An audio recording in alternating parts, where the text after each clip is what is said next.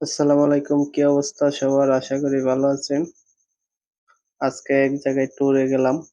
ট্যুরে যাওয়ার পথে সুলতান আল কাবুস মসজিদে আসলাম জুমা নামাজ পড়ার লাইগা। এখানে জুমা নামাজ শেষ করার পরে এখন আমরা রওনা হবো আরকি। এটা হলো সুলতান আল কাবুস মসজিদের মাঝখানের যেই দৃশ্যটা আরকি। দোনো সাইডে মসজিদ, মাঝখানে এই জায়গাটা ফাঁকা। এটা হলো আপনার ওযুখানা। আমরা এর আগে অনেকক্ষণ ওযুখানা খুঁজছি, পাই নাই। এখন যাইতেছি ওযুখানার ভিতরে। এই নিচে হলো ওয়াশরুম আরকি। বাথরুম-টাথরুম সবগুলা নিচে। উপরে আপনার ওযুখানা। এটা হলো মসজিদের বারান্দা। এখানে আমরা নামাজ পড়ছি। ঠিক আছে? এই ওযুখানা খুঁজতে খুঁজতে অনেক জায়গায় গেছি কিন্তু ওযুখানা পাইতেছি না। মানে একদম ভিতরে তো ওযুখানা। আমরা খুঁজে পাইছিলাম না ১ম এ। পরে অবশ্য খুঁজে পাইছি এগুলো হলো জুতা রাখার জায়গা। এটা হলো অরিজিনাল যে মসজিদটা। এটা হলো মেইন মসজিদটা। আর বাকিগুলা মধ্যেও নামাজ পড়ে কিন্তু এটা হলো মেইন মসজিদ। এখানে ইমামতি করে এখানে।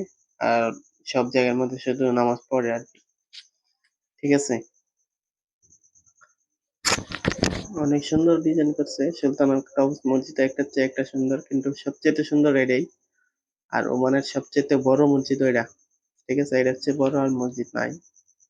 অনেক বড়। এই যে দেখেন বাইরের দৃশ্যটা। এখানে আবার এক সাইডে মহিলারা নামাজ পড়ে। ঠিক আছে? আমরা এখানে এখন যে জায়গাটার মধ্যে দাঁড়ায় আছি, এই জায়গাটার মধ্যে মহিলারা নামাজ পড়ে। পুরুষ হলো ওই পাশে। ১ম এ যেই পাশে আছিলাম ওই পাশে হলো পুরুষ, এখানে মহিলা। এখানে ভাগ করে রাখছে, ঠিক আছে? পুরুষ এক সাইড, মহিলা আরেক সাইড। এই যে আমার পিছনে যে জায়গাটা দেখতেছেন না? এটা হলো মহিলারা নামাজ পড়ে। আর মসজিদের চতুর্দিকে অনেক জায়গা।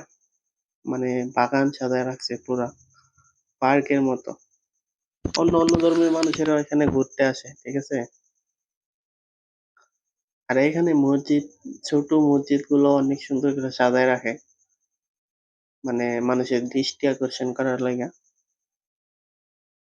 আর এখানে বিভিন্ন ধর্মের মানুষ এখানে ঘুরবার জন্যেও আসে। মসজিদের যে সামনের জায়গাটা কিছুটা বাইতুল মোকাররমের মতো, ঠিক আছে?